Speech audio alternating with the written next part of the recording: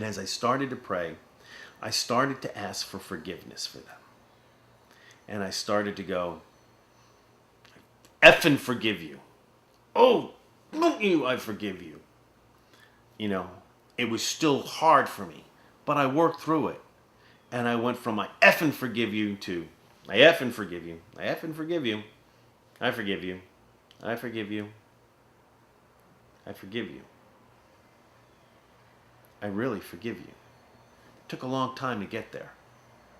And I had to pass all that energy out of me. You know, the universe pours a vacuum. If there's too much of one thing somewhere, it dilutes it out. By expressing these emotions, I diluted that coarse emotion of hatred that I had by just expressing it daily. When I really felt like I forgive you, I saw this flash of blue with my eyes closed when I was praying.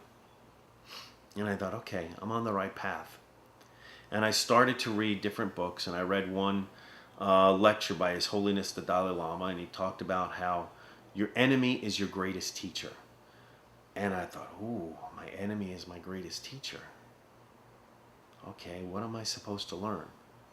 What am I supposed to learn from this? And by that point, compassion was really churning in my heart.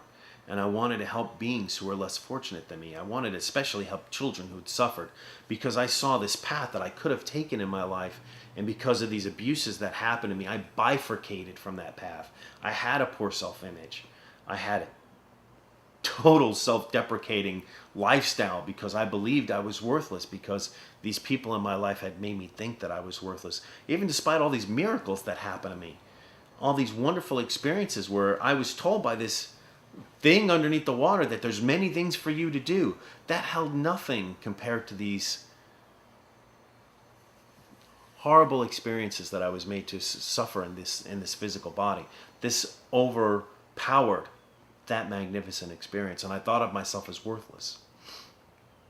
So I really knew that there was something I wanted to do to help children. And then I started to say, okay, if everything that happened to me happened for a reason, and I need to learn forgiveness, what do I have to learn through this forgiveness? And I thought, well, they say when you have to learn to love, you first have to love yourself before you could love others. And I thought, does that mean for me that I have to first forgive myself before I could forgive others? And I thought, okay, you brought me here to this point. What do I need forgiveness for? What have I done? What happened to me in my past lives that made me hurt others? And I worked on that for a while, and it took many, many weeks and weeks of making that the focus of my meditation. And then at one point, I guess my spiritual guide decided that it was time. And this doorway opened up. I told you I've been able to see past life memories. And I saw myself in this life that I refer to as the Hun. I don't really know what I was because I didn't want to spend a whole lot of time there. I was a very vile being. I was left-handed in that life. I'm right-handed now. There was a lot of smoke, a lot of screams. You could smell the carnage. There was this woman on the ground pleading before me. And I had this baby in my hand. And I was holding it by its head like Shaq palms a basketball. And I took my sword and I decapitated it right in front of her. I mean, the ground was sloshy with blood from all the villagers that we were killing. And I knew that I was going to rape this woman. And then I was going to kill her. And I just was sick to my stomach. I was sick for weeks. How could I do that? How could I be such an ass? What kind of a jerk am I? But then I thought, forgiveness. You have to learn forgiveness. You have to forgive yourself. So my morning prayer started to change. I started to say, may all the beings I've harmed in my past lives forgive me for my transgressions. And then, as I started to really feel that, and really feel that I was getting that forgiveness for myself, I realized that I had to forgive others. And I realized that everything happens for a reason. Karma is the ebb and flow of these physical realities. We are here in this temporary realm to experience, to learn, to live, and to love.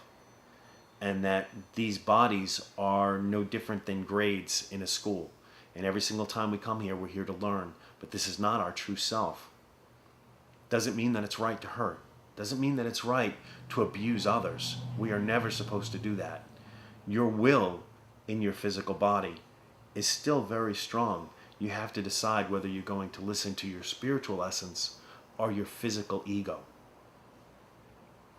I got to the point where I knew through my spiritual essence that I needed to forgive through my physical ego for the people who harmed me.